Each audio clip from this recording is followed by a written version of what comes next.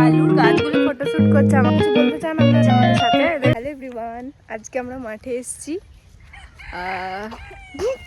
কালকে আমাদের পিকনিক আছে, কালকে নয় সরি পরশু দিনকে, সেজন্য এই ডিসিশন নিতে এসেছিলাম যে কে কে করবে কে কে করবে না আমাদের সাথে। এদেরকে যদি কেউ চিনে থাকেন তাহলে বলবেন কমেন্টে।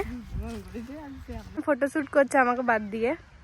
আর আলু বাড়িতে যাবে, সরষের ফুল ধরেনি, কেউ লাগায়নি ওদের জন্য। আলু বাড়িতে বলি নাই, আমি বললাম যে কেউ সরষে ফুল লাগায়নি, ওর জন্য আলু বাড়িতে যাচ্ছে।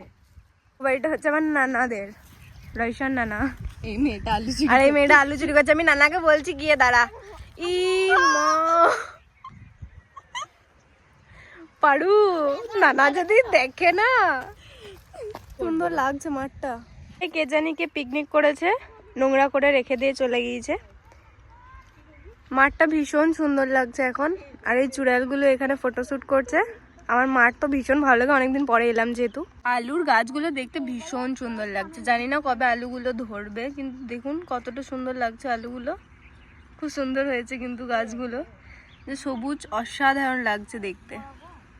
কিছু বলতে চান আপনারা? বলছি যে ফটোগুলো তাড়াতাড়ি সেন্ড করে দেবে, এটাই আমি ব্লগের জন্য বলতে বলেছি আপনাকে, ফটো সেন্ড করে দেবো। আমরা বাড়ি যাচ্ছি, আবার দেখা হচ্ছে পিকনিকের দিন। টাটা।